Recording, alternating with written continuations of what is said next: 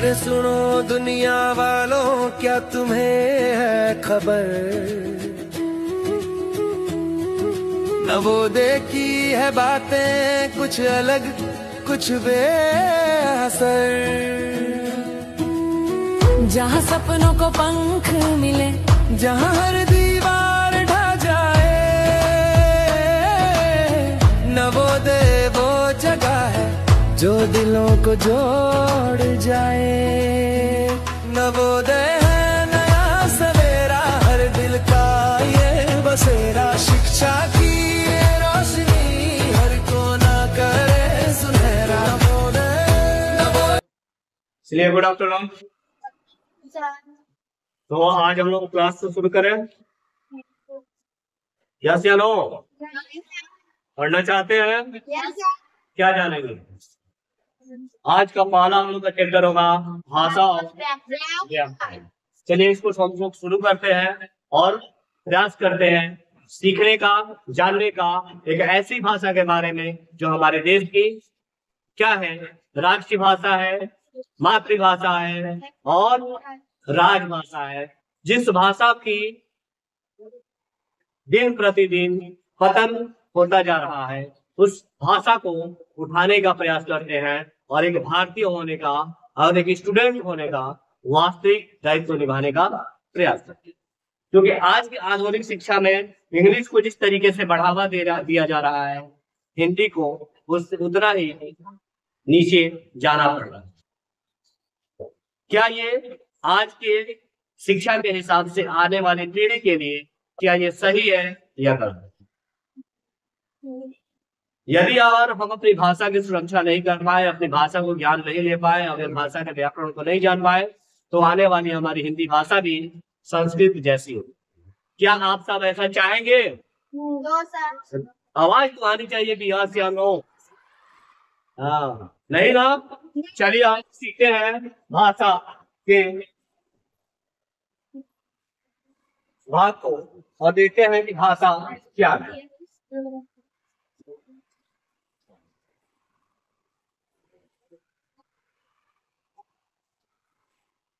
चले चैप्टर शुरू करते हैं। 5 ये हम लोग का चैप्टर है भाषा और व्याकरण। भाषा और व्याकरण। भाषा है क्या है? भाषा है ना?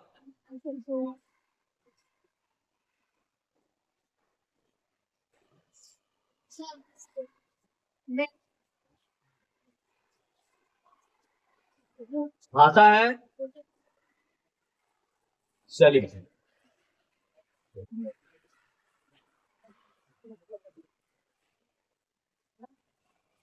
इसको याद रख देते हैं।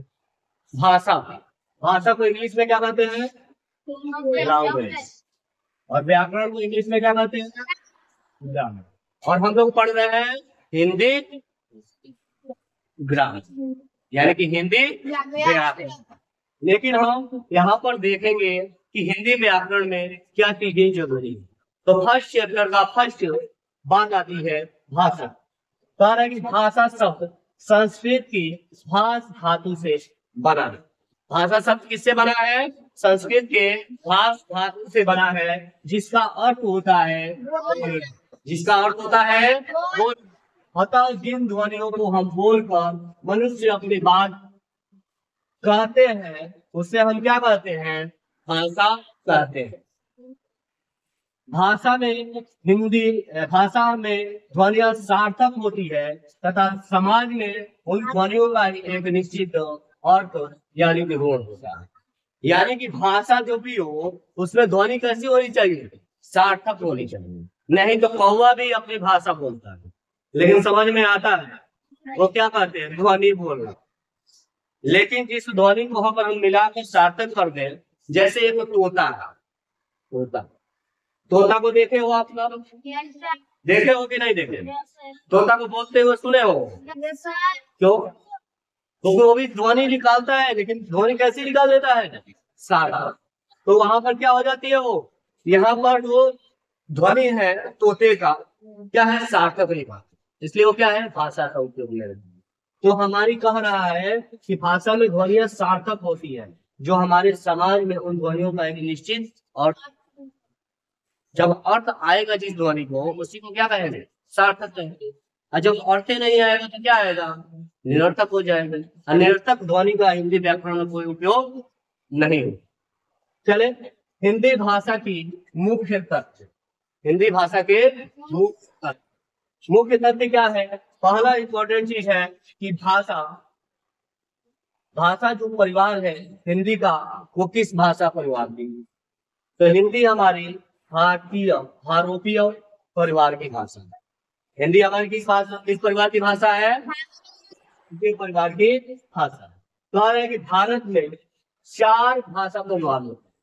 भाषा यानी भारत में कितने भाषा परिवार होते हैं? तो भाषा परिवार की संख्या जो होती है 4 होती है। पहला है भारोपीय, द्रविड़, आस्ट्रिक, चीन, तिब्बती। ये 4 भाषा परिवार होते हैं जिनके बारे में दिया गया कि आपके बोले जाने वाली, भारत में बोले जाने वालों का प्रतिशत कितना। तो भारोपीय जो भाषा है इसका प्रतिशत है 73%। कितनी भाषा बोली जाती है? 73% बोली जाती है। द्रविड़ का जो प्रतिशत है वो है 25%। इसी तरीके से ऑस्ट्रिक का जो प्रतिशत है वह है 1.3%। इसी तरह चीनी तिब्बती का जो प्रतिशत है वो है 0.7%।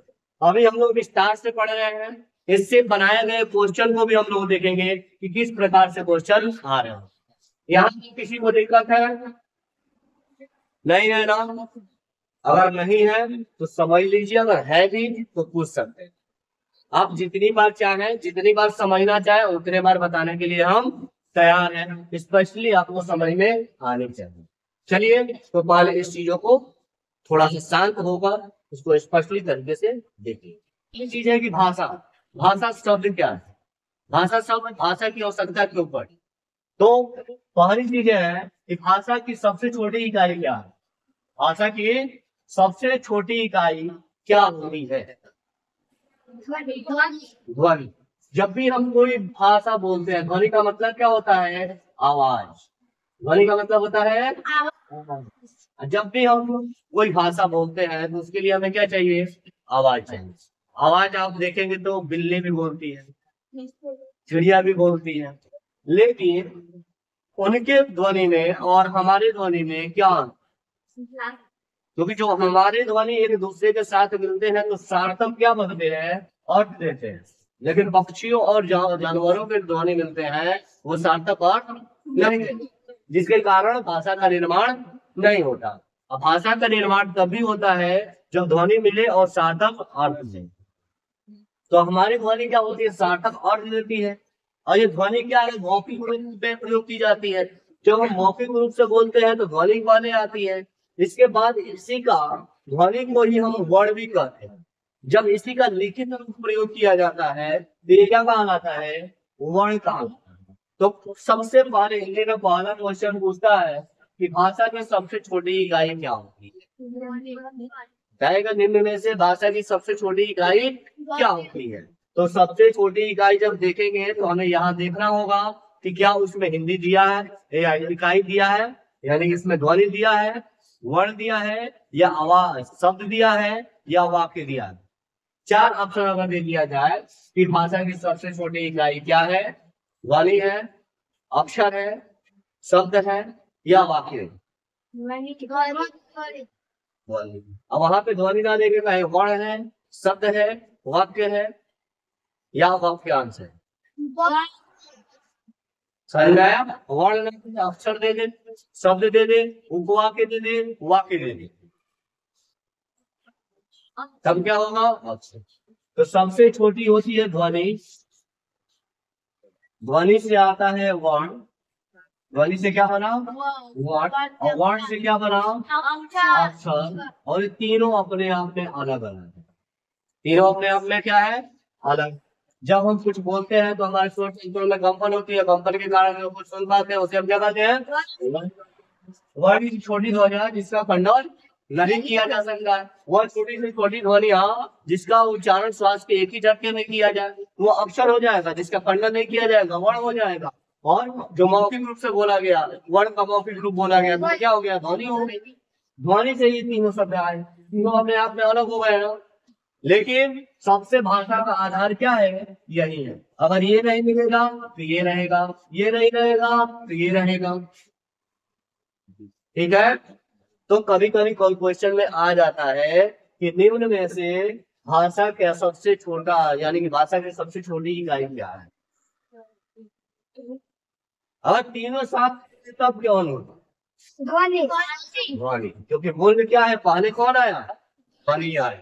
इसके बाद क्या बना? वर्ण। फिर इसके बाद क्या बना? दूसरा कह रहा है कि जब हम कुछ बोलते हैं, ध्वनि क्या हो गई? जब हम कुछ बोलते हैं तो हमारे स्वर तंत्र में कंपन होती है, कंपन के कारण जो कुछ पाते हैं उससे हम क्या करते हैं? दूसरा आ गया वर्ण। वर्ण क्या है? बहुत छोटी सी छोटी ध्वनियां जिसका खंडन टुकड़ा नहीं किया जा सके उसे हम क्या कहते हैं? वर्ण कहते हैं। जितने भी स्वर हैं वो क्या है? वर्ण है। लेकिन व्यंजन जितने हैं वो वर्ण है नहीं। ये क्या है? यहाँ पर देखिए लिखा गया है सभी स्वर क्या है? वर्ण है। लेकिन स्वर रहित व्यंजन क्या है? वर्ण। स्वर रहित व्यंजन यानी जिस व्यंजन से स्वर को हटा दिया जाए, और स्वर को हटाने के लिए क्या किया जाता है? हलंत लगा दिया जाता है। स्वर को हटाने के लिए क्या किया जाता है? हलंत लगा दिया जाता है। तो क्या होता है? स्वर अलग हो जाता है। तो यहाँ पे देखिए, अब यहाँ पे आपने क्या देखा? ध्वनि देखा, वर्ण देखा, किसी को दिक्कत? अब यहाँ पे आ गई भाषा। किसकी परिभाषा? किसकी है? भाषा वो साधन या माध्यम है जिसके द्वारा हम अपने मन के भाव और विचार को बोल कर या लिखकर दूसरे के सामने प्रकट करते हैं और दूसरे के मन के भाव और विचार को समझ पाते हैं। उसे हम क्या कहते हैं? भाषा कहते हैं। भाषा के कितने रूप होते हैं? तो भाषा के दो रूप होते हैं। भाषा के दो रूप होते हैं। भाषा के कौन कौन दो रूप होते हैं? मौखिक रूप होता है और अमौखिक रूप होता है, दूसरा लिखित रूप होता है। पहले भाषा के प्राचीन हिंदी में भाषा के जो रूप होते थे 3 होते थे, लेकिन अब वर्तमान में भाषा के कितने रूप होते हैं? 2 होते हैं। लेकिन व्यवहारिक रूप से देखा जाए तो भाषा के तीनों रूपों का उपयोग किया जाता है। भाषा के तीनों रूपों का उपयोग करने का मतलब मौखिक रूप से भी हम उपयोग करते हैं, लिखित रूप से भी उपयोग करते हैं और सांकेतिक रूप से भी उपयोग करते हैं। सांकेतिक रूप से भी उपयोग करते हैं। अब आगे देखते हैं कि यहाँ पे मौखिक भाषा क्या होती है। देखिए मौखिक भाषा क्या है? जब हम भाषा का परिभाषा पढ़े तो सेम अगर एक भाषा का परिभाषा याद हो गया तो तीनों के तीनों याद हो गए। क्या हो गया? भाषा वह साधन है जिसके माध्यम से, जिसके द्वारा हम अपने मन के भाव और विचार को बोलकर दूसरे के सामने प्रकट करते हैं या दूसरे के बोले हुए मन के भाव और विचार को समझ पाते हैं। उसे क्या कहते हैं? मौखिक भाषा कहते हैं। फिर बात आती है लिखित भाषा की। तो लिखित भाषा क्या है? तो लिखित भाषा वह साधन है जिसके माध्यम से हम अपने मन के भाव और विचार को दूसरे के सामने प्रकट करते हैं और दूसरे के लिखे गए मन के भाव और विचार को समझ पाते हैं। उसे हम क्या कहते हैं? लिखित भाषा। किसी को बहुत दिक्कत है? एक भाषा याद, यानी कि भाषा किसे कहते हैं? तो भाषा के दोनों रूपों का परिभाषा याद हो जाएगा कि नहीं याद होगा? याद हो जाएगा। अब कह रहा है कि भैया मौखिक भाषा और लिखित भाषा में सबसे महत्वपूर्ण क्या है? मौखिक भाषा है या लिखित भाषा है? भाषा और मौखिक भाषा में अंतर क्या होता है ये भी पूछता है कि लिखित भाषा और मौखिक भाषा में अंतर बताइए। लिखित भाषा और मौखिक भाषा में अंतर बताइए। लिखित भाषा का महत्व बताइए। तो यहाँ पे देखिए, जब लिखित भाषा का महत्व हम समझेंगे तो आप अंतर भी निकाल लेंगे। आप ही से पूछा जाएगा कि बेटा अंतर बताओ, अंतर बताओ। पहले देखो क्या कह रहा है लिखित भाषा का महत्व में। भाषा का लिखित रूप अत्यंत महत्वपूर्ण है। क्यों महत्वपूर्ण है? क्योंकि लिखित भाषा के माध्यम से ही हम ज्ञान के भंडार को एक पीढ़ी से दूसरी पीढ़ी तक पहुंचा पाते हैं। जो कुछ हमारे पास प्राप्त हुआ है वो लिखित रूप से नहीं होता तो क्या हमारे को प्राप्त होता या हम अपने आगे वाली पीढ़ी को प्राप्त प्रदान कर पाते? नहीं कर पाते। तो ये क्या है? इस भंडार को हम एक पीढ़ी से दूसरी पीढ़ी तक पहुंचाने का कार्य कर सकते हैं। किसके माध्यम से? लिखित माध्यम से। यही कहा है कि इसके द्वारा हम अपने पूर्वजों, विद्वानों और प्राचीन वैज्ञानिकों के ज्ञान को ग्रहण कर पाते हैं और इसके अतिरिक्त लिखित भाषा के प्रचार प्रसार की शक्ति बहुत अधिक होती है। यह किसी भी भाषा के नियमित या मानक रूप प्रदान करता है।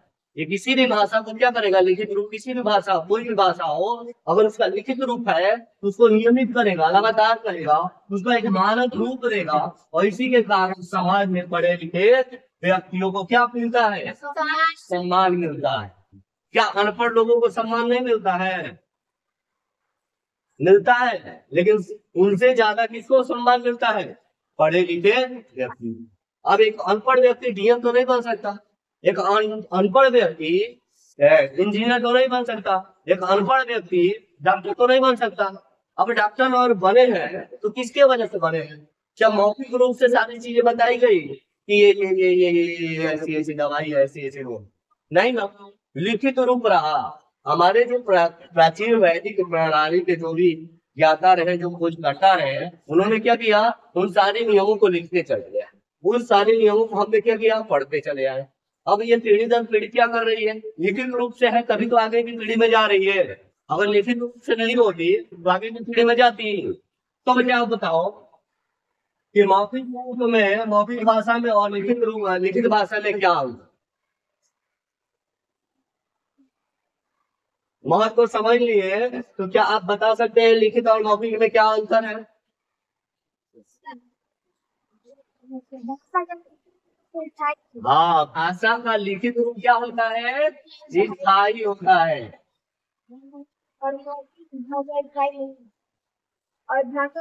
मौखिक रूप क्या होता है? अस्थायी होता है, परिवर्तनशील होता है। ये क्या होता है?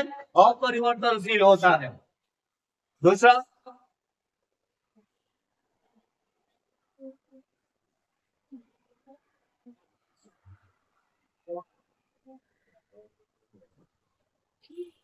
चलिए तो आज की क्लास को यही तक रहने देते हैं क्या? रहने दें। भाषा के रूप को हम लोग अगले क्लास में देखेंगे कि भाषा के रूप कितने होते हैं, भाषा के कितने रूप होते हैं। आपका जो प्रश्न है उसका उत्तर ढूंढना है कि लिखित भाषा और मौखिक भाषा में अंतर क्या है। महत्व तो यहाँ बता दिया गया, तो आपको क्या ढूंढ के आना है? मौखिक और लिखित में अंतर। फिर मिलेंगे अगले क्लास में, और इसके आगे हम लोग देखेंगे भाषा के रूप।